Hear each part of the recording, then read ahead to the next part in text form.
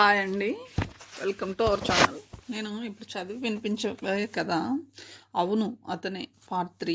Part 2లో ఏం జరిగిందో సార్ చూద్దాం. పరంజ్యోతి వాళ్ళ ఇంటి బార్బర్ కూతురు పెళ్ళికి బయలుదేరతాడు. వాళ్ళ బామ్మర్తో కలిసి బయలుదేరతాడు. కారులో వాళ్ళ పూర్వీకుల వృత్తి గురించి, వాళ్ళ పెద్దోళ్ళు ఇంటింటికి వెళ్ళి క్షౌరం చేసేవారని, ఇలా రకరకాల విషయాలన్నీ పరంజ్యోతితో చెప్తూ ఉంటాడు. ఎంతమంది వస్తారు పెళ్ళికి అని అడుగుతాడు పరంజ్యోతి. తర్వాయి భావనలోకి వెళ్దాం.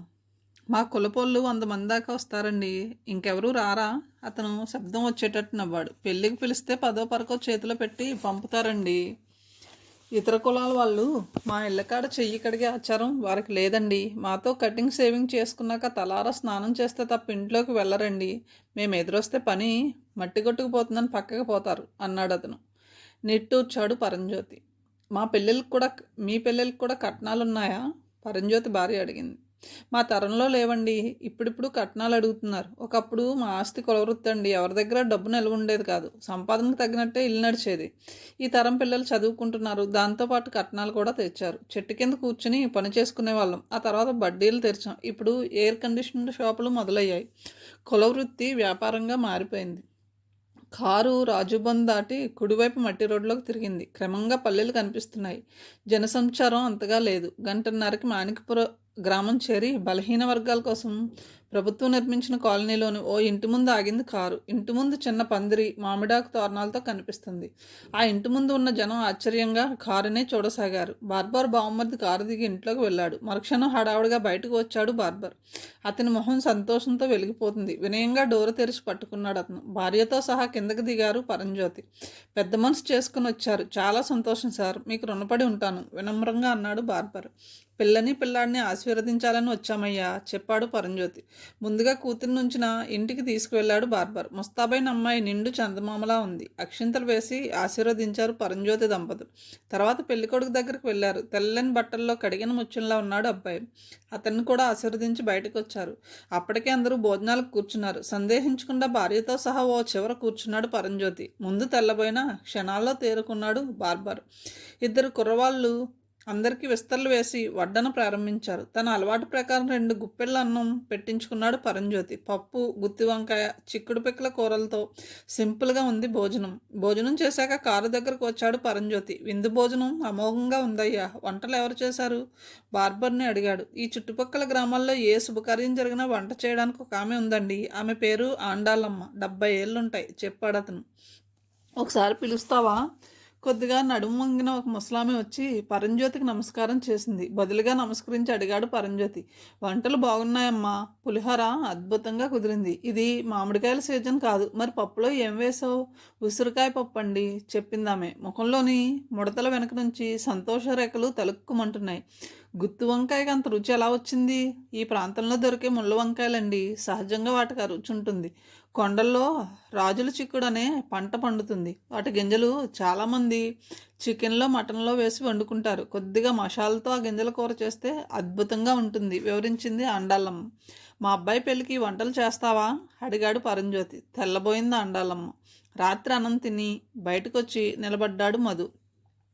వాంబే కాలనీలోని వీధులు నిర్మానుష్యంగా ఉన్నాయి. అక్కడక్కడ రోడ్డు పక్క కార్లు, ఆటోలు కనిపిస్తున్నాయి. వాంబే కాలనీలోని జీవితం మిగతా ప్రపంచానికి భిన్నంగా ఉంటుంది. అందరూ మధ్యతరగతి దిగువ జీవులు కాబట్టి తెల్లారితే ఎవరి పనుల మీద వాళ్ళు సాగిపోతారు. ఉదయం 6కి తెరిచిన చిన్న చిన్న దుకాణాలు 10కి కట్టేసి తిరిగి 5కి తెరుచుకుంటాయి. రాత్రి 8కి మూసుకుంటాయి. ఆ ఇంట్లో చేరిన కొత్తలో 600 అద్దె ఇచ్చేవాడు. 6 నెలలు తిరిగేసరికి 800 అయింది. ఆ ఇంటి ఓనర్ డాబా గార్డెన్స్లో ఉంటాడు. అక్కడ ఇల్లు, వ్యాపారం ఉంది అతనికి. నిజానికి బాంబే కాలనీలో ఇల్లు తీసుకోవడానికి అతను అర్హుడు కాడు, కానీ ఓ పార్టీ జెండా భుజం మీద వేసుకు తిరుగుతాడు. సమసమాజం అనేది ఓ నాటకం. దీన్ని ఎవరికి వారు తమ శక్తి కొద్దీ రక్తి కట్టిస్తారు. నిట్టూర్చి ఇంట్లోకి నడిచి తలుపు గడియ పెట్టి మంచం మీద వాలి కళ్ళు మూసుకున్నాడు. సరిగ్గా అప్పుడు మోగింది సెల్. హలో అన్నాడు మధు. నేను కొమ్మాది నుండి మాట్లాడుతున్నానండి, అవతల నుంచి వినిపించింది. చెప్పండి. మా అక్క నొప్పులతో మెల్లి తిరిగిపోతుందండి, ఎవ్వరూ లేరు, ఏం చేయాలో తోచడం లేదు, ఆందోళనగా అన్నాడు అతను. కొమ్మాదిలో ఎక్కడా? పెట్రోల్ బంక్ వెనకండి. ఇల్లు కొండ మీద ఉందా? అవునండి, పెట్రోల్ బంక్ నుంచి కంకర్ రోడ్డు ఉందండి. నువ్వు రోడ్డు మీద నిలబడు, నేను 15 గంటలో వస్తాను, చెప్పి సెల్ కట్టేసి లేచి బట్టలు వేసుకుని బయలుదేరాడు. అతని ఆటో అడ్డదారిలో మధురవాడ ఊరిలోని మార్కెట్ పక్క నుంచి కుడివైపుకి తిరిగి కొమ్మాది చేరుకుంది. పెట్రోల్ బంక్ పక్కనున్న మట్టి రోడ్లో ముందుకెళ్ళి రోడ్డు మీద నిలబడిన ఓ యువకుడి దగ్గర ఆగింది. మీ అక్కని తీసుకురా చెప్పాడు మధు. తీసుకురావడానికి ఇంట్లో ఎవరూ లేరండి అన్నాడు అతను. కొద్దిగా ఎత్తు ఎక్కి ఒక తాటాకింట్లోకి అతనితో పాటు వెళ్ళాడు మధు. బాధతో ఒక ఆమె నేల మీద మెలకులు తిరుగుతుంది. మధు సంశయించకుండా ఆమెను చేతులతో ఎత్తుకుని ఆ యువకుడికి చెప్పాడు, పాత బట్టలు ఏవి కనపడితే అవి పట్టుకురా అని. ఆమెని జాగ్రత్తగా ఆటోలో కూర్చోబెట్టాడు. పాత బట్టలు ఉండలా చుట్టి తెచ్చాడు కుర్రాడు. అతను ఆమె పక్కన కూర్చున్నాక ఆటో స్టార్ట్ చేశాడు మధు. ఆ మట్టి రోడ్డు చివరి వరకు నెమ్మదిగా నడిపి మెయిన్ రోడ్లోకి ప్రవేశించాక స్పీడ్ పెంచాడు. అక్కడి నుండి 15 కిలోమీటర్ల దూరంలో ఉంది కింగ్ జార్జ్ హాస్పిటల్. మీకు బంధువులు ఎవరూ లేరా? ఆ కుర్రాడిని అడిగాడు మధు. మా బావ ఉదయం వెళ్ళారండి. సాయంకాలం ఫోన్ చేసి ఊరు వెళ్తున్నానని, రాత్రికి రానని చెప్పాడు. డాక్టర్ చెప్పిన దానికంటే 20 రోజులు ముందొచ్చాయండి నొప్పులు. అందుకే ఎవరూ లేరు చెప్పాడు కుర్రాడు. మీదే ఊరు? రణస్థలం అండి. నువ్వేం చేస్తున్నావు? ఎంసెట్లో ర్యాంక్ వచ్చిందండి. ఈ సంవత్సరం ఇంజనీరింగ్లో చేరతాను చెప్పాడు. మధుకి ముచ్చటేసింది. అంత పేదరికంలో కూడా చదువుకోవడం అంటే సామాన్య విషయం కాదు. మనిషి జీవితంలో రాణించాలంటే చదువు కావాలి. కొంతమంది కారణ జన్మలు మాత్రమే ఏమీ లేకపోయినా జీవితంలో నెగ్గుతారు. అలాంటి వాళ్ళు చాలా స్వల్పం. హాస్పిటల్ చేరుకోవడంతో ఆలోచనలు ఆపి ఆటో పక్క పార్క్ చేసి దిగాడు మధు. ఆమెని చేతుల మీద ఎత్తుకుని కౌంటర్ చేరుకున్నారు. కౌంటర్లోని వ్యక్తి మధుకు తెలిసిన వాడే కావడంతో వెంటనే అడ్మిట్ చేసుకుని పేషెంట్ని వార్డులోకి పంపాడు. రిలాక్స్డ్గా కౌంటర్ ఎదురుగా కుర్చీలో కూర్చున్నాడు మధు. ఆమె తమ్ముడు వార్డు నుంచి బయటకు వచ్చి ఆటోలో ఉంచిన పాత బట్టలు పట్టుకు వెళ్ళాడు. మధు కుర్చీలో అలాగే నిద్రపోయాడు. బయట ప్రపంచంతో అతనికి సంబంధం తెగిపోయింది. తల్లిదండ్రులు పోయాక ఒంటరిగా మిగిలిన 4 సంవత్సరాల అతన్ని ఒక ఆయన పెద్ద మనిషితో ఆశ్రమంలో చేర్చాడు.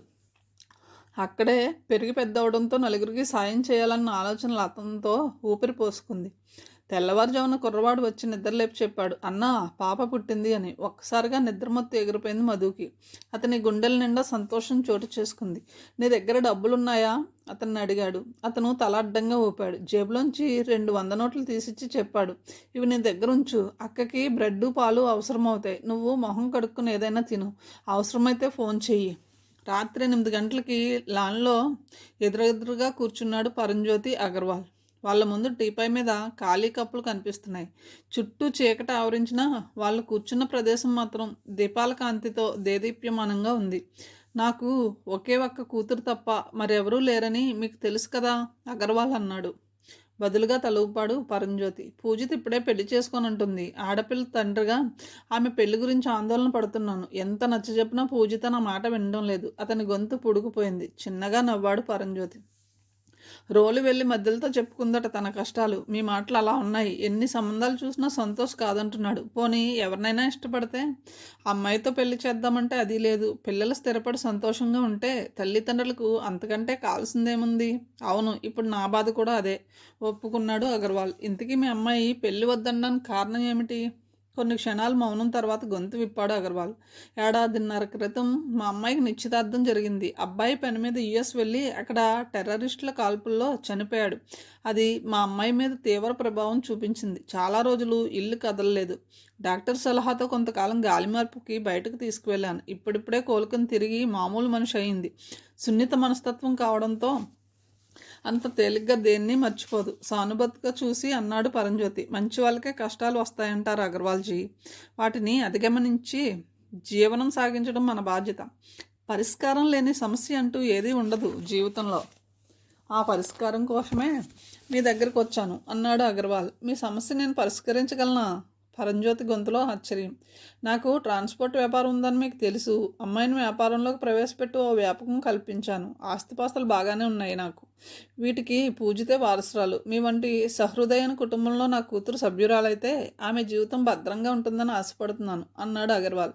పరంజ్యోతి తేరుకోవడానికి కొన్ని క్షణాలు పట్టింది. సంతోష్ పెళ్లి విషయంలో నా ప్రమేయం అంతగా ఉండదు అగర్వాల్జీ. వాడు ఏ అమ్మాయిని ఇష్టపడినా పెళ్లి చేయడానికి నేను రెడీ. అంతే తప్ప ఫలానా అమ్మాయినే చేసుకోమని చెప్పడం నా వల్ల కాదు. నా జీవిత భాగస్వామితో తన జీవిత భాగస్వామితో 100 ఏళ్ళు జీవించాల్సింది వాడు. బలవంతంగా ఓ అమ్మాయిని కట్టబెట్టి నా దారి నేను చూసుకుంటే తర్వాత వాడికి దిక్కెవరు? మా వాడిని బిడ్డలా చూసుకునే ఏ అమ్మాయినా నాకు సమ్మతమే. కులం, మతం, డబ్బు నాకు ముఖ్యం కాదు చెప్పాడు పరంజ్యోతి. నాదో రిక్వెస్ట్. ఎలాగూ సంతోష్కి సంబంధాలు చూస్తున్నారు. మీ అబ్బాయి కంటే యోగ్యుడు దొరకడు, అందుకని మీరు చూసే సంబంధాల జాబితాలో మా అమ్మాయిని చేర్చండి, ఆ తర్వాత అంతా పైవాడు చూసుకుంటాడు. ఆ మాట అనేశాక తన తప్పు తెలుసుకున్నాడు అగర్వాల్. దేవుడి మీద పరంజ్యోతికి అంత నమ్మకం లేదని గుర్తొచ్చి నవ్వేశాడు పరంజ్యోతి. వాళ్ళిద్దరూ ఒకరినొకరు ఇష్టపడి కలిసి జీవించాలని కోరుకుంటేనే మనం ముందుకు సాగుదాం, లేదంటే ఈ ప్రస్తావన ఇక్కడే మర్చిపోదాం. ఈ కారణంగా మన స్నేహానికి ఎలాంటి ఆటంకం రాకూడదని కోరుకుంటున్నాను, తిరిగి అన్నాడు. తన చెయ్యి అతని చేతిలో వేసి ఆప్యాయంగా నొక్కాడు పరంజ్యోతి. ఎక్కడో మారుమూల ఊళ్ళో డాక్టర్ మన తల్లులకు పురుడు పోసి 60 ఏళ్ళు దాటింది. అక్కడ పుట్టిన మన ఇద్దరం కలవడం ఓ అద్భుతం. ఇప్పుడు మన పిల్లలు పెళ్లి చేసుకుంటే అది మరో అద్భుతం అవుతుంది. చూద్దాం. మీరు అన్నట్లు ఆ పైవాడు వాళ్ళ నుదుటిని ఏం రాశాడో, అతను ఎలా స్పందిస్తాడో అనే సందేహం మటుమాయం కావడంతో అగర్వాల్ మొహం తేటపడింది. ఆదివారం ఉదయం 9 కావడానికి కొన్ని నిమిషాలు మిగిలిన్నాయి. కామత్ హోటల్లో మూల కిటికీ పక్క ఖాళీ టేబుల్ ముందు కూర్చున్నాడు సంతోష్. మొబైల్లోని మెమరీ నుండి కొన్ని వాక్యాలు తొలగించాక ఆ తర్వాత వాక్యం చదివి స్విచ్ ఆపేసి టేబుల్ మీద మొబైల్ ఉంచి తల తిప్పి ఎంట్రన్స్ వైపు చూశాడు. ఆదివారం కావడంతో రెస్టారెంట్లో కస్టమర్లు పెద్దగా లేరు. అక్కడికి తను కొన్ని నిమిషాల ముందు వచ్చానని అతనికి తెలుసు. ఇవాళ ఫ్యాక్టరీకి వెళ్లాల్సిన అవసరం లేదు. తన తండ్రి ఋషి లాంటి వాడు. ఆయనకి తగ్గ భార్య తన తల్లి. సాయం చేసిన వారికి తిరిగి సహాయపడాలనే లక్షణం వారి నుంచే తనకి సంక్రమించింది. జీవితంలో తట్టుకోలేని సంఘటనలు జరుగుతుంటాయి. వాటి నుండి బయటపడి జీవితాన్ని గాడిలో పెట్టడానికి ఎంతో ఆత్మవిశ్వాసం కావాలి. నిజానికి అలాంటి పరిస్థితి నుండి తేరుకుని నష్టాన్ని భర్తీ చేయడానికి నడుం కట్టాడు. కొంతవరకు విజయం సాధించాడు. ఈరోజు జరగబోయేది అందులోని అంశమే. దీనికోసం హోంవర్క్ చేసుకుని వచ్చాడు. అయినా సరే మనసులో చిన్న సందేహం. ఎక్కడో చోట తప్పటడుగు వేస్తానేమోనని భయం. ఎవరిని మోసం చేయకపోయినా తప్పు చేయకపోయినా గుండెల్లో ఏదో అపరాధ భావం. హలో. అప్పుడే వచ్చిన పూజిత పలకరించింది. ఆలోచనలో మునిగిపోయి ఆమె ఎప్పుడు లోపలికి వచ్చిందో గమనించలేదు సంతోష్. అతను తేరుకుని బదులుగా విష్ చేసి కుర్చీ చూపించాడు. కాఫీ చెప్పనా అడిగాడు. మీరు గ్రీన్ టీ కదా తాగుతారు అందామె. ఈరోజు మీ పార్టీలో చేరిపోయి కాఫీ మీకెందుకు అంత నచ్చిందో తెలుసుకుంటాను అని నవ్వాడు. బేరర్ని పిలిచి 2 కాఫీ ఆర్డర్ ఇచ్చాడు. నాన్న రాత్రి చెప్పారు అంది పూజిత. నాకు కూడా రాత్రి తెలిసింది చెప్పాడు సంతోష్. వాళ్ళ మధ్య నిశ్శబ్దం చోటు చేసుకుంది. ఎవరు ముందు మాట్లాడాలో ఎలా మాట్లాడాలో ఇద్దరికీ అర్థం కాలేదు. ముందుగా సంతోష్ తేరుకున్నాడు. మొదటిసారి నేను చూసిన పూజితకి ఇప్పుడు నా ఎదురుగా కూర్చున్న పూజితకి మధ్య చాలా వ్యత్యాసం కనిపిస్తుంది అన్నాడు. పూజిత తలూపి చెప్పింది. జీవితంలో ఏదైనా ఎదురుదెబ్బ బలంగా తగిలితే ఆత్మవిశ్వాసం సన్నగిల్లుతుంది. అసలు పెళ్లి చేసుకోకూడదు అనుకున్నాను, కానీ నా తండ్రి కోసం ఒప్పుకున్నాను. పెళ్లి చేసుకోకూడదు అనుకోవడానికి కారణం ఏమిటి అడిగి పూజితను చూశాడు. ఆమె మొహంలో నీలి నీడలు కదిలాడాయి. ఇంతలో బేరర్ కాఫీ తెచ్చాడు. కాఫీ బాగుంది. కొద్దిగా సిప్ చేసి చెప్పాడు సంతోష్. తన ముందన్న కాఫీ కప్పుని ఓ కొన్ని క్షణాలు చూసి తలెత్తింది పూజిత. నిజానికి అబద్ధానికి మధ్య బతకమని నేను ఇష్టపడిన వాడు అర్ధాంతరంగా వదిలి వెళ్ళిపోయాడు. అతన్ని మర్చిపోవడానికి నేను చేసిన ప్రయత్నాలు ఫలించలేదు. బతికే దారిలో ఎదురయ్యే అడ్డంకులు అధిగమించి బతుకు సాగించాలని తెలిసినా మనసు అందుకు సహకరించడం లేదు. నేను మానసికంగా సర్దుకునేదాకా ఆగమంటే వినడం లేదు నా తండ్రి. ఆయన దిగులు రోజురోజుకి అధికమవుతుంది. పూజిత గొంతులో విచారం. ఆ తల్లిదండ్రులు పిల్లల పెళ్లి చేసే వరకు నిద్రపోరనుకుంటాను. ఈ తల్లిదండ్రులు మా ఇంట్లోనూ రోజు ఇదే చర్చ. మ్యారేజ్ బ్యూరోలకి డబ్బు కట్టిన ఆ ఫోటో బయోడేటా పంపారు నాన్నగారు. కుప్పలు తెప్పలుగా వచ్చి పడుతున్నాయి మెయిల్స్. వాటిని వడపోసి కొన్ని సెలెక్ట్ చేసి నన్ను చూడమంటారు. నిత్యం అదే తలనొప్పి నాకు. నవ్వాడు సంతోష్. కాఫీ తాగడం ముగించన్నాడు. రాత్రి నాన్నగారు మీ గురించి చెప్పారు. మిమ్మల్ని కాదనడానికి నాకు ఏ కారణం కనిపించలేదు. మొదటిసారి దివ్య పెళ్లిలో చూసినప్పుడే మీ వ్యక్తిత్వం నచ్చింది. నా జీవితం నా ఇష్టం అనేంత తెగింపు నాకు లేదు. నేను పెళ్లికి ఒప్పుకోకపోతే నా తండ్రి ఆరోగ్యం క్షీణిస్తుంది. నా కారణంగా ఆయనకి అలా జరగడం నాకు ఇష్టం లేదు. ఆ ప్రాసెస్లో మీ ప్రస్తావన వచ్చింది. మిమ్మల్ని కాదన్న అమ్మాయి మూర్ఖురాలు అవుతుంది. కానీ ఇక్కడ నా పరిస్థితి వేరు. అదేమిటో చెప్పండి అడిగాడు సంతోష్. చెప్పడం అంత సులభం కాదు. పెళ్లి వాయిదా వేయడానికి వీలు కాదు. ఏం చేయాలో తోచడం లేదు. ఒక్కోసారి చచ్చిపోతే ఈ బాధలేమీ ఉండవు కదా అనిపిస్తుంది దిగులుగా అంది పూజిత. దీనికి పరిష్కారం ఏమీ లేదా? నా తండ్రిని సంతోషపడ్డానికి పెళ్ళైతే చేసుకోగలను, కానీ జీవిత భాగస్వామి సంగతి ఏమిటి? నా మనసు మారే వరకు దూరంగా ఉండమంటే ఊరుకుంటాడా? ఓ పని చేద్దాం అని ఆగాడు పూజిత. అతని వైపు ఆతృతగా చూసింది. మనం పెళ్లి చేసుకుందాం. భార్యాభర్తల్లా కాకుండా స్నేహితుల్లా కలిసి ఉందాం. మన మధ్య అవగాహన కుదిరినప్పుడు సంసారం చేద్దాం. అవగాహన కుదరకపోతే సందేహం వ్యక్తం చేసిందామె. స్నేహితుల్లా విడిపోదాం చెప్పాడు తాపీగా. రోడ్డు పక్క ఆటో ఆపి అపార్ట్మెంట్ సముదాయంలోకి నడిచాడు మధు. లిఫ్ట్ పక్క వేలాడుతున్న అపార్ట్మెంట్ ఓనర్స్ లిస్ట్ చూశాడు. తను వెళ్లాల్సిన అపార్ట్మెంట్ 4th ఫ్లోర్లో ఉందని గ్రహించి లిఫ్ట్ ఎక్కి 4వ నెంబర్ బటన్ నొక్కాడు. క్షణాల్లో 4th ఫ్లోర్లో దిగి చివరగా ఉన్న 404 అపార్ట్మెంట్ కాలింగ్ బెల్ నొక్కాడు. ఎవరు? లావుగా నల్లగా ఉన్న ఒక ఆమె తలుపు తీసి అడిగింది. రాంప్రసాద్ గారి కోసం వచ్చానమ్మా, చెప్పాడు మధు. లోపలికి వచ్చి కూర్చోండి చెప్పి వెనక్కి తిరిగి, ఇదిగో నీకోసం ఎవరో వచ్చారు కేకేసి లోపలికి వెళ్ళిపోయింది. ఆ హాల్లో ఒక పక్క సోఫాలు, వాటికి ఎదురుగా 3 ప్లాస్టిక్ కుర్చీలు ఉన్నాయి. అదంతా చూసి ఇంటికి వచ్చిన వారిని లోకుగా చూస్తాడని అర్థమైంది మధుకి. డబ్బుతో పాటు అహంకారం పెరిగితే మనిషి ప్రవర్తన ఎలా ఉంటుందో చెప్పడానికి చక్కటి ఉదాహరణ అది. మనుషులంతా సమానమే అనుకున్న వారికి అవతలివాడు ఎక్కడ కూర్చున్నాడనే ఆలోచన రాదు. నేను మాత్రమే గొప్పవాడిని అనుకునేవాడి స్వభావం ఇలానే ఉంటుంది. తెల్లటి డ్రెస్సుల్లో ఇంట్లోంచి హాల్లోకి వచ్చి సోఫాలో కాలు మీద కాలేసుకుని కూర్చుని దర్పంగా అడిగాడు రాంప్రసాద్. ఎవరు నువ్వు? నిన్నెప్పుడూ చూడలేదు.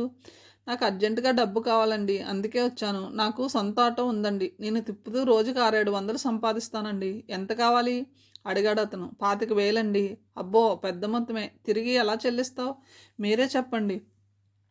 నెలకి 1200 వంతున 30 నెలలు ఇవ్వాలి. ప్రామిసరీ నోటు మీద సంతకం చేయాలి. సేల్ లెటర్తో పాటు బండి కాగితాలు నా దగ్గర ఉంచాలి. 2 హామీదారులను తెచ్చుకోవాలి, చెప్పాడు రాంప్రసాద్. అలాగే ఇస్తాను చెప్పి గొంతు తగ్గించి అడిగాడు. చంద్రకళ గుర్తుందా?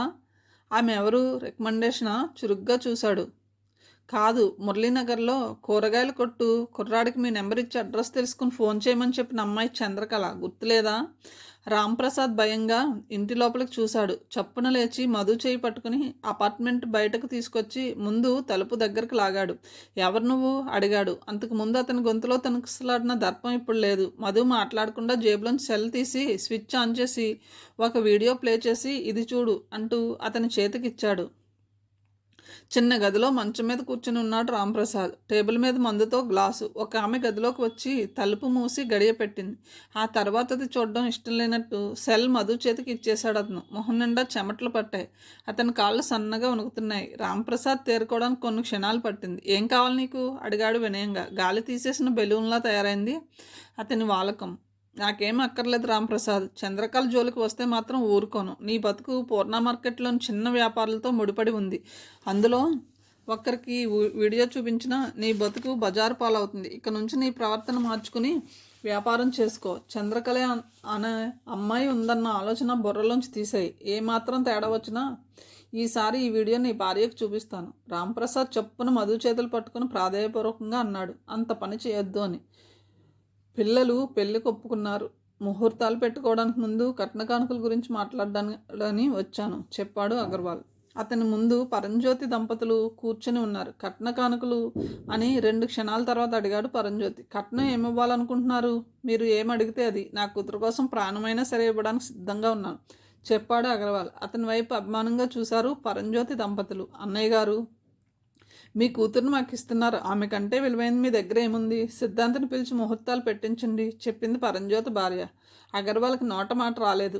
అంత మంచి కుటుంబంలో కూతురికి చోటు రాసిపెట్టి ఉండడం వల్లనే మొదటి సంబంధం తప్పిపోయిందనే ఆలోచన బుర్రలో కదిలింది. అతను తన సెల్ నుండి సిద్ధాంత్కి కాల్ చేశాడు. అతను వచ్చేసరికి అరగంట పట్టింది.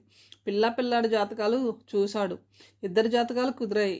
2 మంచి భార్యాభర్తలు అవుతారు. పంచాంగం నుంచి తలెత్తకుండా చెప్పాడు సిద్ధాంతి. అంతకుముందే పరంజ్యోతి అక్కడి నుండి వెళ్ళిపోవడంతో అగర్వాల్, సంతోష్ తల్లి మాత్రమే ఆ మాటలు విన్నారు. 2 మొహాల్లోనూ సంతోషంతో కూడిన తృప్తి చోటు చేసుకుంది. సిద్ధాంత్ 3 ముహూర్తాలు సూచించాడు. తనలో తాను చర్చించుకుని వారం రోజుల్లో ఉన్న ముహూర్తాన్ని ఖాయం చేశారు ఇద్దరు. ఓ గంటలో లగ్నపత్రిక తయారైంది. సిద్ధాంతి వెళ్ళిపోయాక లగ్నపత్రిక కాఫీ పట్టుకుని యుద్ధంలో విజయం సాధించిన వాళ్ళ బయటకు నడిచాడు అగర్వాల్. పిల్ల తండ్రి, పిల్లవాడి తండ్రి ఇద్దరూ సమర్థులు కావడంతో పెళ్లి పనులు చకచకా జరగసాగాయి. ఈ ఏర్పాట్లలో పరంజ్యోతి పాత్ర చాలా స్వల్పం. అతని దృష్టి అంతా రిసెప్షన్ మీద ఉంది. అతను బార్బర్కి కబురు చేసి వాళ్ళ గ్రామంలోని అండాలమ్మని పిలిపించాడు. 1000 మందికి వంట చేయడానికి ఆమె జంకింది. పరంజ్యోతి ఆమెకి ధైర్యం చెప్పాడు. నాన్ వెజ్ వంటల కోసం వంట వాళ్ళని పిలిపించాడు. అనుకున్న మెనూలో చికెన్, మటన్ లోకల్గా దొరుకుతుంది. కానీ చేపల్లో ప్రత్యేకమైన ఇరిస్ కావాల్సినంత దొరకడం కష్టం. ఆ చేప ఖరీదు కూడా ఎక్కువ. సంవత్సరంలో 4 నెలలు మాత్రమే లభ్యమవుతుంది. ఆ చేప వంటకం లేకపోతే విందు చప్పగా ఉంటుంది. ఆ చేప సీజన్ అయిపోయాక కూడా కొన్ని ప్రాంతాల్లో పరిమితంగా దొరుకుతుంది. అందులో గోదావరి సముద్రంలో కలిసే చోటు ఒకటి. గూగుల్లో సెర్చ్ చేసి ఇరిష్ చేపలు తెమ్మని ఫంక్షన్ జరగడానికి వారం ముందు మనుషుల్ని పురమాయించాడు. పరంజ్యోత్ సలహా మీద ఫ్యాక్టరీ ఆవరణలో అద్భుతమైన పెళ్లి పందిరి వేయించారు అగర్వాల్. అతని ఇంట్లో శుభకార్యం మొదటిది, చివరిది కాబట్టి ఎక్కడా తగ్గలేదు. ఓ స్టార్ హోటల్కి విందు ఏర్పాట్లు అప్పగించారు. డబ్బు మంచినీళ్ళ ఖర్చు చేశాడు. ఇప్పుడు అతను 20 సంవత్సరాలు వయసు తగ్గిన వాళ్ళ తిరుగుతున్నాడు. ఘనంగా జరిగింది పెళ్లి. వధూవరులను చూసిన వాళ్ళు చక్కని జంటని చెప్పుకుంటున్నారు. మరునాడు పరంజ్యోత్ తన ఇంట్లో రిసెప్షన్ ఏర్పాటు చేశాడు. ఆండాలమ్మను పిలిచి చెప్పాడు, నీకేం భయం లేదు, ఈ ఫంక్షన్కి నాన్ వెజ్ వండడానికి మనుషులు ఉన్నారు. నువ్వు తయారు చేయాల్సింది వెజ్ ఐటమ్స్ మాత్రమే. గ్రామంలో శుభకార్యాలకు ఎలా చేస్తావో అలానే చెయ్యి. నీకు సాయపడడానికి వంట తెలిసిన మనుషులు ఉన్నారు. వంటకు కావాల్సిన సరుకులు నువ్వు చెప్పిన ప్రకారం సిద్ధంగా ఉంచాం. సిటీలోని వ్యాపార కుటుంబాలు రిసెప్షన్కి తరలి వచ్చారు. హంగు ఆర్భాటాలు లేకుండా ప్రశాంతంగా జరిగింది ఫంక్షన్. ఆహారం మన జాతీయ సంపద, తినడానికి తప్ప వృధా చేయడానికి కాదు అని ఆహ్వాన పత్రిక మీద ముద్రించిన వాక్యాలు చాలామందిని ఆకర్షించాయి. ఇరిష్ చేపకూర మతి పోగొడితే గుత్తి వంకాయ కూరకి నోరెళ్ళబెట్టారు చాలామంది. నాన్ వెజ్ వండిన వాళ్ళు కూడా అండాలమ్మను వంటని మెచ్చుకోకుండా ఉండలేకపోయారు. అతిథులు కొందరు అండాలమ్మ చిరునామా కోసం ప్రయత్నించారు, కానీ దొరకలేదు. మర్నాడు ఉదయం అండాలమ్మకు బట్టలు పెట్టి ఓ కవర్ చేతికిచ్చి నమస్కారం చేసి చెప్పాడు పరంజ్యోతి. అడిగిన వెంటనే కాదనకుండా వచ్చినందుకు కృతజ్ఞతలమ్మా అని. ఆమె 2 చేతులు జోడించింది. ఎక్కడో మారుమూల పల్లెటూరులో చిన్న చిన్న శుభకార్యాలకు వంటలు చేసి బతికే నన్ను ఇక్కడికి తీసుకొచ్చారు. నా మగుడు పోయాక పిల్లల్ని పోషించడానికి ఈ వృత్తి చేపట్టాను. మీది పెద్ద మనసు కాబట్టి నాకు ఎనలేని గౌరవం కల్పించారు. తన చేతి వంట అందరూ తృప్తిగా తింటే ఆ సంతోషమే మరింతకాలం మమ్మల్ని బతికిస్తుంది బాబు.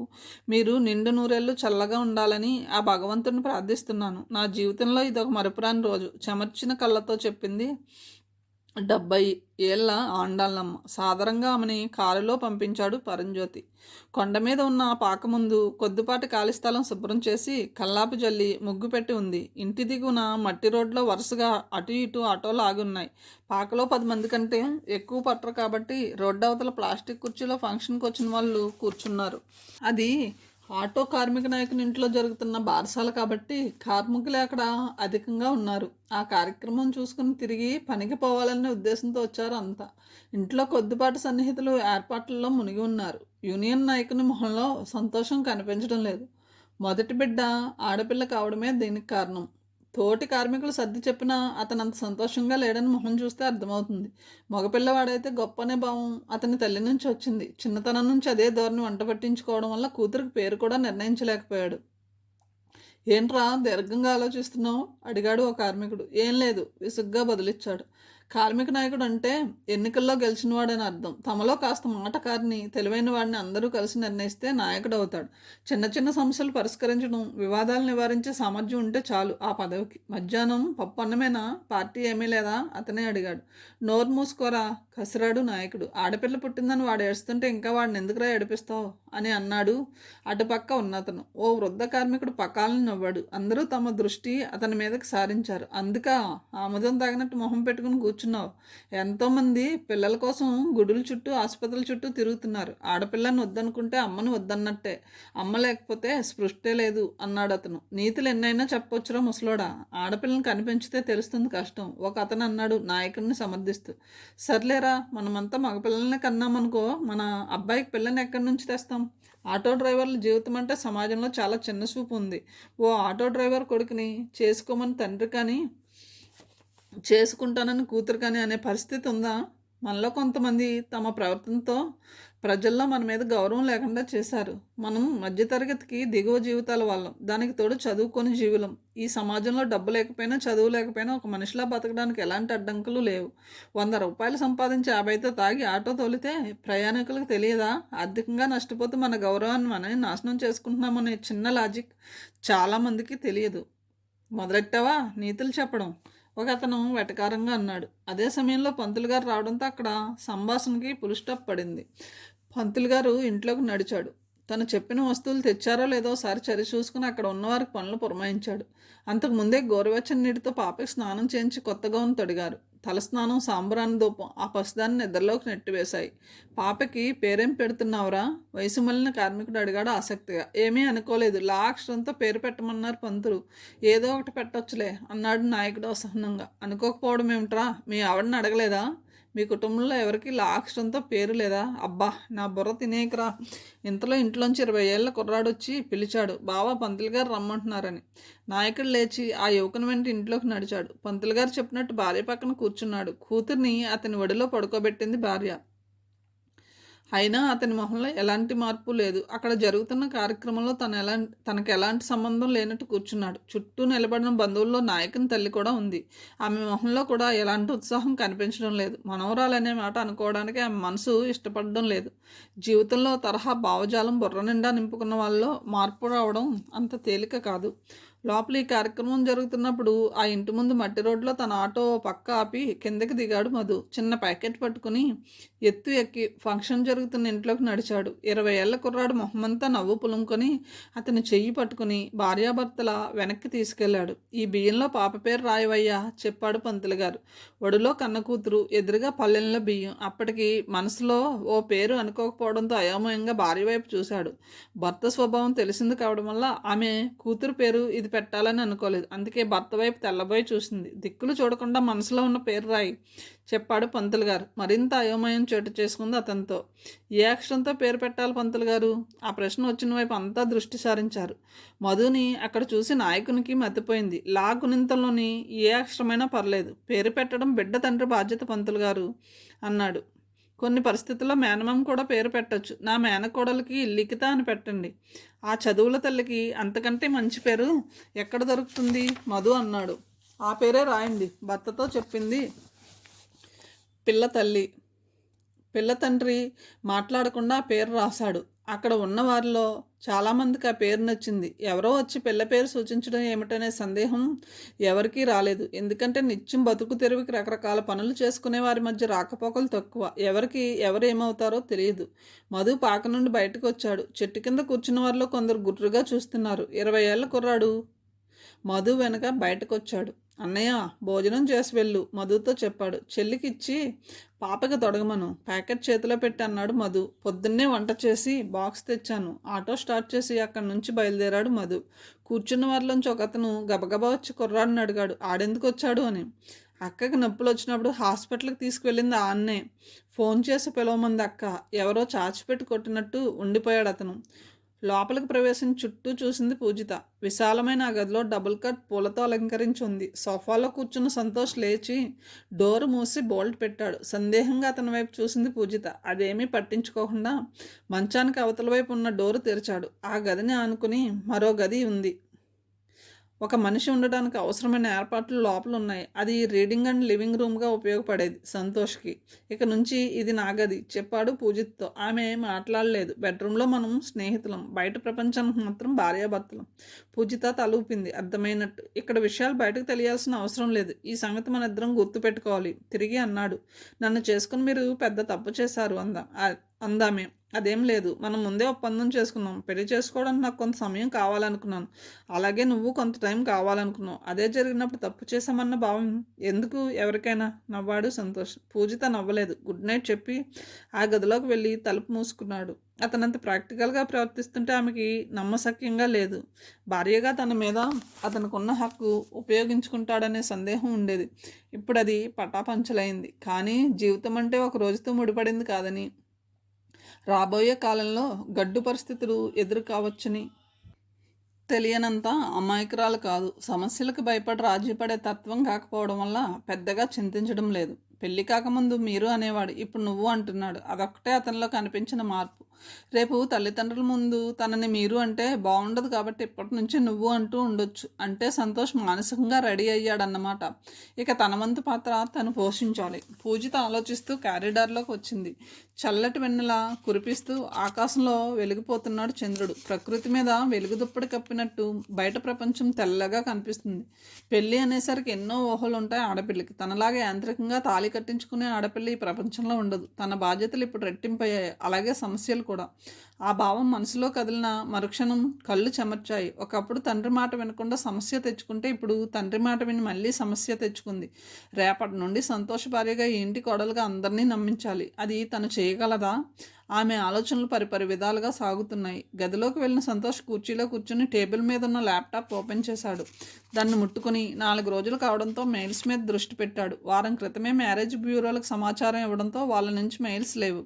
కొంతమంది మిత్రులు పంపిన శుభాకాంక్షలకు రిప్లై ఇచ్చాడు. ల్యాప్టాప్ షట్ డౌన్ చేసి సెల్ అందుకున్నాడు. నోట్ ప్యాడ్లోని వాక్యాల్లో మొదటిదాన్ని డిలీట్ చేసి తరువాత వాక్యాలు చదివాడు. ఆ వాక్యాల్లోని పనులు ఆచరణలో పెట్టాలంటే అంత తేలిక కాదు. అనుకున్న వాటిలో 60% పూర్తి చేశాడు. చివరగా చేయాల్సినవి మిగిలి ఉన్నాయి. అవి పూర్తి కావాలంటే సహనం, సమయస్ఫూర్తి కావాలి. ఇంతవరకు సజావుగా సాగిపోయింది. ఇంతకు ముందు కూడా అలా సాగుతుందా? ఆ ప్రశ్న బుర్రలో కదిలిన మరుక్షణం చిన్నగా నవ్వుకున్నాడు. నెమ్మదిగా లేచి మంచం మీద పడుకుని కళ్ళు మూసుకున్నాడు. క్షణాల్లో నిద్ర పట్టేసింది. తనకు పెళ్ళయిందని, పక్క గదిలో భార్య ఉందని, ఇది తనకి మొదటి రాత్రని ఏమీ గుర్తులేవు. అందుకే ప్రశాంతంగా నిద్రపోతున్నాడు. పూజితకి మాత్రం నిద్ర పట్టలేదు. చప్పున మెలకు వచ్చింది చంద్రకళకి. పక్కన పడుకున్న పాప కాంతి చిన్నగా మూలుగుతుంది. లేచి కూర్చుని పాపని 2 చేతులతో పైకి లేపింది. ఒంటి మీద ఉన్న గౌను పడుకోబెట్టిన ప్రదేశం తడిగా ఉండడం చూసి స్నానాల గదికి తీసుకెళ్ళింది. గౌను తీసేసి శరీరం శుభ్రం చేస్తున్నప్పుడు శరీరం వేడిగా ఉందని గుర్తించింది. ఒళ్ళు పొడిగుడ్డతో తుడిచి మరో గౌను డైపర్ తొడిగింది. పాపని ఉయ్యాల్లో పడుకోబెట్టి పక్క బట్టలు మార్చింది. ఉయ్యాల దగ్గరకు వెళ్ళి పాప మొహంలో కల తగ్గి వాడిపోయి ఉండడం చూసింది. ఇప్పటికే ఆలస్యమైందని వెంటనే హాస్పిటల్కి తీసుకెళ్ళమని మనసు హెచ్చరిస్తుంది. కాచి చల్లార్చి ఉంచిన మంచినీళ్ళు తెచ్చి తాగించి గోడ గడియారం చూసింది. రాత్రి 12:30. కాంతి మరోమారు వామిటింగ్ చేసుకుంది. సరిగ్గా అప్పుడు బుర్రలోకి వచ్చాడు నెంబర్ ఇచ్చి అవసరమైతే ఫోన్ చేయమన్న ఆటో డ్రైవర్. కానీ అంత రాత్రి అతడు స్పందిస్తాడా అనే సందేహం కలిగింది. ప్రయత్నం చేయకుండా అనవసరమైన సందేహాలతో సమయం వృధా చేయకూడదని తోచి సెల్ తీసి కాల్ చేసింది. 1, 2, 3 4వ రింగ్కి అవతల నుంచి వినిపించింది. హలో. మొత్తుగా ఉంది గొంతు. నేను మురళీనగర్ నుంచి మాట్లాడుతున్నాను. నా పేరు చంద్రకళ చెప్పింది. మీరా? చెప్పండి. పాపకి బాగాలేదు. వెంటనే హాస్పిటల్కి తీసుకెళ్ళాలి. చంద్రకళ గుండె వేగంగా కొట్టుకుంటుంటే కొన్ని క్షణాలు నిశ్శబ్దంగా గడిచాయి. నేను ఇక్కడి నుండి రావడానికి అరగంట సమయం పడుతుంది. ఈలోపు మీరు రెడీగా ఉండండి. కాల్ కట్ అయింది.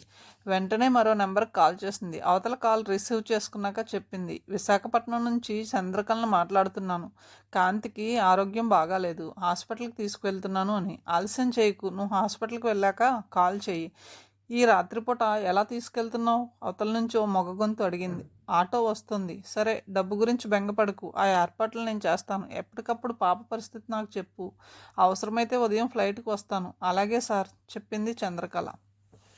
పాప తల పక్కకి వాల్చడంతో కంగారు పడి గుండెల మీద చెయ్యి వేసి నీరసం వల్ల అలా ఉందని గ్రహించింది. రాత్రి ఎప్పటిలాగే పెరుగన్నం పెట్టింది. నిద్రపోయే ముందు పాలు పట్టింది. రెండింటికి మధ్య గ్యాప్ తక్కువ కావడం వల్ల ఇలా జరిగిందా? ఆమె మనసు పరిపరి విధాలు ఆలోచించసాగింది. ఆమెని బాహ్య ప్రపంచంలోకి తెస్తూ రోడ్డు మీద నుంచి ఆటో హారన్ వినిపించింది. వెంటనే సెల్ బ్యాగ్లో ఉంచి పాపను ఎత్తుకుని ఇంటి బయటకు వచ్చి తలుపుకి తాళం వేసింది. ఆటో ఎక్కి కూర్చుంది. భుజం మీద పాప తోటకూర కాళ్ళ వేలాడుతుంది. పిల్లల హాస్పిటల్కేనా? అడిగాడు మధు. అవును. ఆటో బయలుదేరింది. మెయిన్ రోడ్ నుంచి కంచరపాలెం మీదుగా కేజీహెచ్ పక్క సందులోని పిల్లల హాస్పిటల్ ముందు ఆగింది. ఆటో నుంచి దూకినట్టు క్రిందకి దిగింది చంద్రకళ. కంగారుగా ఎంట్రన్స్ దాటి రిసెప్షన్ చేరుకుంది. కునికిపాట్లు పడుతున్న రిసెప్షనిస్ట్ ఉలిక్కిపడి లేచింది. డాక్టర్కి ఫోన్ చేయడం, పాపని అడ్మిట్ చేసుకోవడం చకచకా జరిగిపోయాయి. 15 గంటలో డాక్టర్ వచ్చి పరీక్షించాడు. చికిత్స ప్రారంభిస్తూ కౌంటర్లో ఎంత పే చేయాలో చెప్పాడు డాక్టర్. కౌంటర్ దగ్గరకు వచ్చింది చంద్రకళ. ఆమె సెల్ తీసి కాల్ చేసి కౌంటర్లోని మనిషికి ఇచ్చింది. అతను హాస్పిటల్ అకౌంట్ నెంబర్ చెప్పాడు. క్షణాల్లో అకౌంట్కి మనీ ట్రాన్స్ఫర్ అయినట్టు మెసేజ్ వచ్చింది. చంద్రకళ వార్డులోకి వెళ్ళాక బయటకు వచ్చాడు మధు. రిసెప్షన్ ఎదురుగా ఉన్న కుర్చీలో కూర్చున్నాడు. అక్కడే నేల మీద కొంతమంది పేషెంట్స్కి సపోర్ట్గా వచ్చిన వాళ్ళు ఆదమర్చి నిద్రపోతున్నారు. మధు తల వెనక్కి వాల్చి కళ్ళు మూసుకున్నాడు. నెలకి 4, 5 సార్లు అలా హాస్పిటల్స్‌కి రావడం అలవాటే కాబట్టి వెంటనే నిద్ర పట్టేసింది. 2 గంటల తర్వాత పాప కళ్ళు తెరిచి చంద్రకళని గుర్తుపట్టి చిన్నగా నవ్వింది. అంతవరకు అక్కడే ఉన్న నర్సు వెళ్ళి డాక్టర్‌ని పిలుచుకొచ్చింది. నిద్ర నుంచి లేచి వచ్చాడని అతని మొహమే చెప్తుంది. పాపను పరీక్షించాడు డాక్టర్. ఆ తర్వాత చంద్రకళతో అన్నాడు, "తల్లిపాలు శ్రేష్టమని చెప్తుంటే ఎవరూ వినరు. ఉదయం తీసిన పాలు రాత్రి 9కి పెడితే ఎలా? పాప తేరుకుంది. మరేం పర్లేదు. ఎక్కువగా లిక్విడ్ ఫుడ్ ఇవ్వండి. నిల్వ పదార్థాలు తినిపించకండి, తాగించకండి." చంద్రకళ తల ఊపింది. మందులు ఎలా వాడాలో తెలుసుకుని కవర్లో సర్దింది. సెల్ తీసి కాల్ చేసి చెప్పింది, "ఇప్పుడు కాంతి ఆరోగ్య పరిస్థితి చక్కబడింది. ఇంటికి తీసుకువెళ్తున్నాను." "ఇంతకీ ఏమైంది కాంతికి?" ఆ గొంతు ప్రశ్నించింది. "వాంతులు, విరోచనాలు. దానికి తోడు టెంపరేచర్ ఎక్కువైంది. ఆహారంలో మార్పు చెప్పి మందులు వాడమన్నారు డాక్టర్. నువ్వు పాపని కంటికి రెప్పలా చూసుకుంటావనే నమ్మకం నాకుంది. మాకు నువ్వు చేస్తున్న సాయానికి ఏమిచ్చినా రుణం తీరదు. నీకు ఎప్పుడు ఏ సమయంలో అవసరమైనా కాల్ చెయ్యి." చెప్పిందా గొంతు. "అలాగే సార్" అని కాల్ కట్ చేసి పాపని ఎత్తుకుని ఓ చేత్తో మందుల కవర్ పట్టుకుని రిసెప్షన్ దగ్గరకు వచ్చింది చంద్రకళ. ఎదురుగా ఓ కుర్చీలో నిద్రపోతున్న మధుని చూడగానే ఆమెకి జాలేసింది. ఆటో డ్రైవర్కి అంతటి సేవాభావం ఎలా ఏర్పడిందో అర్థం కాలేదు. మొదట కలిసినప్పుడు ఫోన్ నెంబర్ ఫీడ్ చేసుకోమంటే చిరాకు పడింది. ఆడది కనపడితే చాలు మగవాళ్ళకి ఎక్కడ లేని జాలి దయ కలుగుతాయని. ఆనాడు ఇష్టంగా తీసుకున్న నెంబరు ఈనాడు ఎంతో ఉపయోగపడింది. అంతేకాదు ఓ గొప్ప మనిషిని తనకి పరిచయం చేసింది. ఇలాంటి వ్యక్తి తనకి తోడు ఉండడం అవసరం. అతన్ని లేపి నిద్ర పాడు చేయడం ఇష్టం లేక మరో కుర్చీలో కూర్చుంది. ఆడి అలసి నిద్రపోతున్న పిల్లాడిలా ఉన్నాడు అతను. మంచి పడగర కావడంతో కుర్చీకి తల ఆనించడం కోసం కాళ్ళు ముందుకు చాపాడు. నడుము దిగువ భాగం కుర్చీ అంచు మీద ఉంది. చాలా కష్టమైన భంగం అది. అయినా నిద్రపోతున్నాడంటే అతని అలసట ఏ పాటదో అర్థం చేసుకోవచ్చు. పక్క కుర్చీలో కూర్చుని పాపని జోకొట్టసాగింది. అరగంట తర్వాత ఇబ్బందిగా కదిలాడు మధు. తను కూర్చున్న పొజిషన్ మార్చుకుంటూ పక్కకి చూశాడు. చంద్రకళను గమనించి అడిగాడు, "పాపకి ఎలా ఉంది" అని. "పర్లేదు, తీసుకెళ్ళమన్నారు" చెప్పింది. "పదండి ఇంటికి వెళ్దాం" అంటూ లేచాడు. ఇద్దరూ ఆటోలో బయలుదేరారు. మురళీనగర్లోని ఇంటి దగ్గర ఆమెను దించి వెళ్ళడానికి సిద్ధపడుతున్న మధుతో అంది చంద్రకళ, "ఈ సమయంలో అంత దూరం వెళ్ళడం అవసరమా? ఇక్కడే కాసేపు పడుకోండి, ఉదయం వెళ్ళవచ్చు" అని. "ఇదంతా నాకు అలవాటే, మీకెందుకు శ్రమ" అన్నాడు అతను. "నాకేం శ్రమ లేదు, రండి" అని తలుపు తాళం తీసింది. ఆటో రోడ్డు వారుగా ఉంచి ఆమె వెంట ఇంట్లోకి నడిచాడు మధు. చిన్న హాలు, 3 గదుల డాబా ఇల్లు అది. 4 సభ్యులు గల కుటుంబం నివసించడానికి సౌకర్యంగా ఉంటుంది. మొదట్లో తండ్రి కూతుళ్ళు ఉపయోగించిన వస్తువులే చంద్రకళ వాడుతుంది. కిచెన్ పక్కనున్న గదిలో పెద్దాయన ఉండేవాడు. ఆ గది తలుపు తెరిచి ఫ్యాన్ లైటు వేసి అందులో మధుని పడుకోమంది. "ఇల్లు చాలా బాగుంది, మీదేనా?" అడిగాడు మధు. "కాదు, ఇది కాంతి వాళ్ళ తాతగారిది" చెప్పింది. "కాంతి తల్లిదండ్రులు ఎవరు? ఎక్కడుంటారు?" ప్రశ్నించాడు. నిట్టూర్చింది చంద్రకళ. "కాంతి తండ్రెవరో నాకు తెలీదు. మీ మాటలు చిత్రంగా ఉన్నాయి." జరిగిన విషయం క్లుప్తంగా చెప్పింది చంద్రకళ. "అంటే ఇప్పుడు మీరు కాంతికి అఫీషియల్గా తల్లి. కాంతి బంధువులు పిల్లని తీసుకోవడానికి రాకపోతే మీ పరిస్థితి ఏమిటి?" అడిగాడు మధు. చంద్రకళ తల అడ్డంగా ఊపింది. "అలా జరుగుతుందని నేను అనుకోవడం లేదు. కాంతి తల్లి, తాతలతో పాటు మరో వ్యక్తి కూడా ఉన్నాడు. అతనే ఇంతకుముందు హాస్పిటల్ స్టాఫ్తో మాట్లాడి క్రాంతికి ట్రీట్మెంట్ చేయించాడు. అతను కాంతి తండ్రా? తెలియదు. పాపని నాకు అప్పగించి వెళ్ళిపోయాక ముసలాయన ఫోన్ చేసి చెప్పిన తర్వాత అతను వచ్చాడు. నెలకు 1, 2 సార్లు వచ్చి క్రాంతిని చూసి వెళ్తాడు. మితభాషి సౌమ్యుడు. అతను క్రాంతి తల్లితో మాట్లాడడం కానీ ఆమె ఇతనికి ఫోన్ చేయడం కానీ ఎప్పుడూ చేయలేదు. అంతేకాదు తను వచ్చి వెళ్తున్నట్లు క్రాంతి తల్లికి చెప్పొద్దన్నాడు అతను." తెల్లబోయి చూశాడు మధు. "క్రాంతి వెనుక చాలా చిక్కుముడులున్నాయి" అన్నాడు మధు. "నమస్తే మేడం." ఆ మాటకి తలెత్తి చూసింది పూజిత. ఎదురుగా 20 ఏళ్ల కుర్రాడు నిలబడి ఉన్నాడు. ఇంకా మీసాలు రాకపోయినా చురుగ్గా కనిపిస్తున్నాడు. "ఏమన్నావు?" అడిగింది. "నమస్తే మేడం" నసిగాడు. "చిన్నప్పుడు నా వెనక తిరుగుతూ ఏమని పిలిచేవాడివి?" "అక్క" అని భయంగా చెప్పాడు. "ఇప్పుడు మేడం అని ఎందుకన్నావు? నువ్వెప్పటికీ నాకు తమ్ముడివే" అందామే నవ్వుతూ. ఆ యువకుని మొహం సంతోషంతో వికసించింది. తల్లి వారింట్లో పనిచేస్తున్నప్పుడు పూజితని అక్క అని పిలిచేవాడు. అదంతా చిన్నతనం ముచ్చట. వయసు పెరిగి సమాజం మీద అవగాహన ఏర్పడ్డాక తన స్థానం ఏమిటో తెలిసి అప్పట్లా పిలవాలనే ఆలోచన కూడా రాలేదు. "ఉద్యోగం ఉందని కబురు చేశారు" అన్నాడు. "అవును, ప్రస్తుతం నాన్న ఇక్కడికి రావడం లేదు. పని భారం మొత్తం నా మీద పడింది. నాకు ఓ మనిషి సాయం అవసరమై నిన్ను రమ్మన్నాను. డబ్బిస్తే ఎవరో ఒకరు పనిచేసి పెడతారు కానీ నా తమ్ముడి కంటే నమ్మకంగా ఎవరు పని చేస్తారని ప్రశ్నించుకుంటే నాకెవ్వరూ కనిపించలేదు చెప్పింది పూజిత. ఆ కుర్రాడి గొంతు మూగబోయింది. నీకు డ్రైవింగ్ వచ్చా అడిగింది. నేర్చుకున్నాను మేడం. అతని వైపు సీరియస్గా చూసింది. నేర్చుకున్నాను అక్క. తప్పు సరిచేసుకున్నాడు. గుడ్. ఉదయం 9ంటికి రావాలి. నన్ను ఇక్కడ దించాక మన ట్రాన్స్పోర్ట్ వెహికల్స్ మెయింటెనెన్స్ చూసుకోవాలి. ముందు గదిలో కూర్చున్న పెద్దాయన ఆఫీస్ లెక్కలు చూసుకుంటాడు. ఆయన ఇక్కడ 50 ఏళ్ళ నుంచి పనిచేస్తున్నాడు. అందుచేత పెద్దాయనతో గౌరవంగా మసులుకో. ఎప్పుడైనా నాన్నగారు ఇక్కడికి వస్తానంటే వెళ్ళి తీసుకురావాలి చెప్పింది పూజిత. అలాగే అక్క వినయంగా తలూపాడు. మధ్యాహ్నం నీ లంచ్ సంగతి ఏమిటి? బాక్స్ తెచ్చుకున్నావా? వెంటనే సమాధానం చెప్పలేకపోయాడు. ఇంట్లో అన్నయ్య ఎంత ప్రేమగా చూసినా వదినతో ఇబ్బందులున్నాయి. ఆకలి వేసిన అన్నం పెట్టమని అడిగే చనువు వదిన దగ్గర లేదు. ఆమె పెట్టినప్పుడు మాత్రమే తినాలి. అది కూడా మొక్కుబడిగా కంచంలో అన్నం పెట్టి వెళ్ళిపోతుంది. ఇంకా ఏమైనా కావాలా అని అడిగే సంస్కారం ఆమెకి లేదు. ఏం మాట్లాడవేం? పూజిత గొంతు కంగున వినిపించింది. లేదక్క, మొదటి రోజు కదా, ఇక్కడ పరిస్థితి చూశాక తెచ్చుకోవచ్చని తేలేదు. మధ్యాహ్నం హోటల్ నుంచి క్యారేజీ తీసుకురా మనిద్దరికి చెప్పింది. అలాగే అక్క. పూజిత నుండి కారు కీస్ తీసుకుని బయటకు నిలిచాడు. వెళుతున్న ఆ యువకుని వైపు చూస్తూ ఉండిపోయింది. 20 ఏళ్ల వయసులో తన తండ్రి అలాగే ఉండేవాడు. పని మనిషితో తన తండ్రి సాన్నిహిత్యం పూజకి తెలియనిదేం కాదు. పసిదానికేం తెలుస్తుందిలే అనుకుని ఉంటాడు తండ్రి. కానీ పిల్లలకి ఉండే గ్రహణ శక్తి అపారమని ఆయనకి తెలియదు. 1 గంటకి ఓ 10 నిమిషాలు ఉండగా పూజిత సెల్ మోగింది. అది అత్తగారి నెంబరు. చెప్పండి అత్తయ్య.